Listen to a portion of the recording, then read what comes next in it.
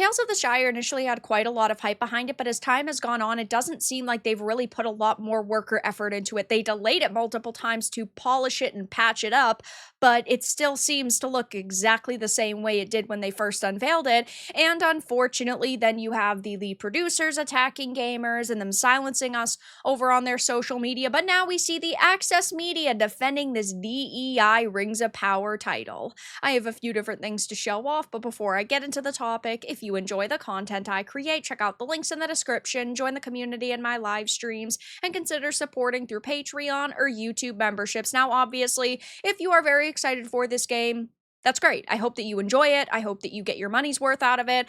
My hype level has personally tanked, and I know a lot of other people feel the same exact way, when we saw that this was really more of a Rings of Power game and not a Lord of the Rings game. What I mean by that is they do not care about respecting the source material and respecting Tolkien's creation. They don't really care about providing a full-blown experience to fans of this franchise. They just wanted to take it and then bank off of it, but I don't think that's going to work. I mean, every single time they highlight anything with this title, the developers are getting wrecked for it just because it seems like a PS2 game.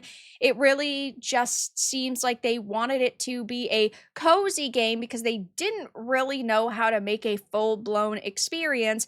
And we found out just a couple of days ago that the system requirements seem to be kind of steep for a cozy game. I'm not saying that they are the most intense requirements ever, not by any stretch of the means, but when you are making a game for audiences of normie gamers or very casual gamers who typically play cozy games like Palia or Dreamlight Valley, or even titles like Terraria, you're not going to expect those people to have state-of-the-art computers, and it just seems that they really didn't care about optimizing this, that they put their dollars into hiring DEI companies like Sweet Baby Inc. instead of optimizing their game properly.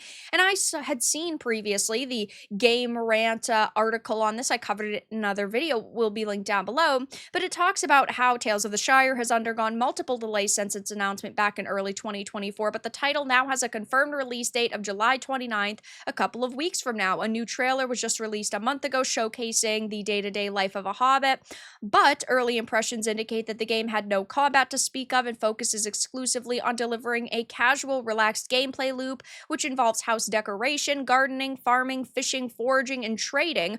PC system requirements for it were revealed, and many were taken aback by how steep they really are. The minimum specs demand an Intel Core i5-7600K and NVIDIA GeForce GTX 770 equivalent, whereas the recommended specs require an i5-10600 and an RTX 3060 Ti equivalents. And I know that, a 60 Ti, right, came out back in 2021, so it's 4 years old at this point. But again, you're marketing this towards an audience of people who might have more potato PCs and they really only play cozier games.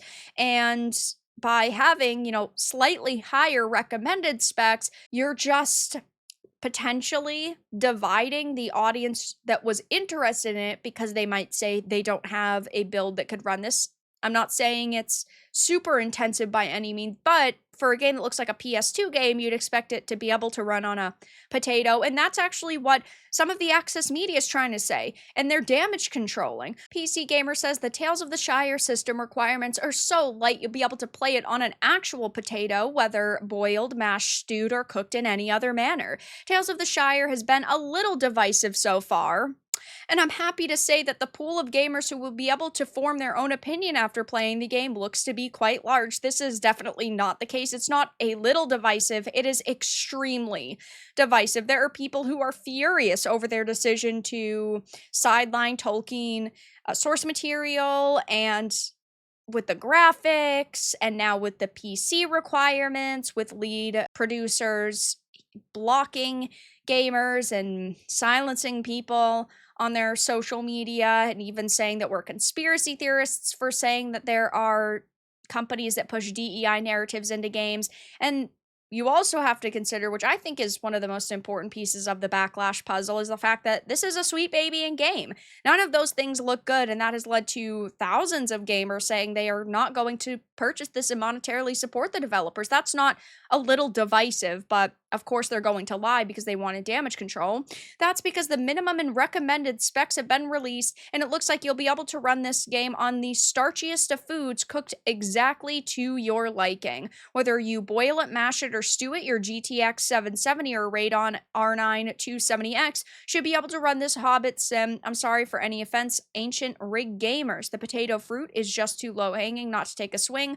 Below are the list of full specs. And I don't think anybody's particularly shocked to see the PC gamers and rock, paper, shotguns and IGN's damage controlling for this, because it pushes the narratives that they personally agree with. It does take a older franchise, right, and it modernizes it. It's taking Tolkien's amazing creation and twisting it around so that it fits into a modern day context and bubble, which I think is absurd for so many reasons. But these are also the same people who said, oh, sweet babying doesn't do what you think they do, when they do exactly what you believe they do, which is take things and push DEI narratives into them. And that's, I believe, why they're defending it so much right now, because they personally believe that this is the way that older franchises should be handled. They should be revived for new audiences, and they should be modernized and updated, which is just disgusting in my opinion. You've also got Rock, Paper, Shotgun saying, Tales of the Shire system requirements have me considering grafting a graphics card to a Hobbit's bum.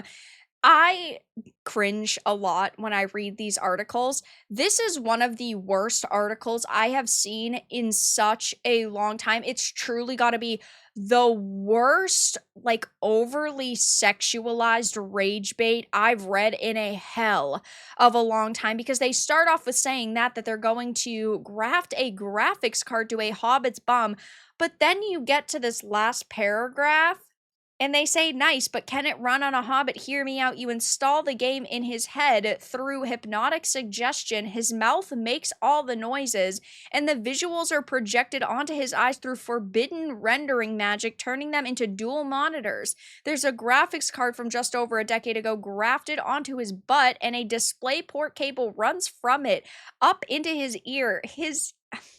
I don't even want to finish this. He averages a solid 20 FPS because he occasionally has to blink, and you use his nipples like the analog sticks of a controller and bop his nose every time you need to press enter. These are the people who call us gooners for praising swimsuits and Marvel's rivals. I'm sorry, I can't fucking take you seriously. They're really out here writing Tales of the Shire NSFW fucking fanfic. Why do you think people don't like you anymore? How about you put this on your 1080 reasons list? Because I can't read this with a straight face. I don't know if this is supposed to be funny or what, but instead of actually really sitting here and diving into why people might be a bit disappointed with this game or upset, they go into using a Hobbit's nipples like analog sticks. You guys are really freaking weird.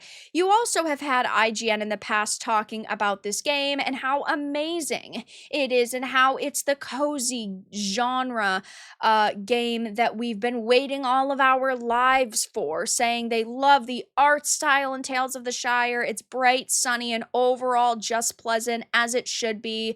They saw the basics of the cozy gameplay mechanics during their time with the demo, cooking, building relationships with your fellow hobbits, as well as both interior design and landscape architecture, and the latter two are the most simple mechanically speaking, but also allow you to customize more of your hobbit home. It's a zero stakes, relaxing time spent in the Shire, instead of actually addressing why people are so disappointed with this. The fact that it is a sweet babying game, the fact that it's a DEI fueled cash grab dressed in hobbits clothes, it is just so unfortunate that they didn't decide to put their best foot forward after multiple delays, right? And they still have a game that looks like a PS2 title. I don't know what they were doing over the past year worth of delays, but it doesn't sit well with me. I don't think it really sits well with a lot of people that were basically being laughed at and mocked by these individuals who were saying, we need to modernize Tolkien's work, when that really isn't what any Tolkien or even a Hobbit fan wants. So I'll definitely be keeping my eye on this game. We're only a couple of weeks away from launch, and so far things are not looking good for them, as you can't even pre-order this experience yet. So I don't think that this game is going to sell that many copies. But now the access media is damage controlling and saying, guys, it's not that serious. These PC requirements are pretty low, even though they're actually not for games in its genre, like Palia and Dream Light Valley and even Terraria. And then you have them putting out these really weird pieces that are super overly sexualized for absolutely no reason. But that's all that I really had to discuss in this video. Let everyone know your thoughts in the comments below. If you enjoyed this, give it a like, and if you didn't, give it a dislike. I appreciate your support either way, but I'll talk to you all again in the next video really soon.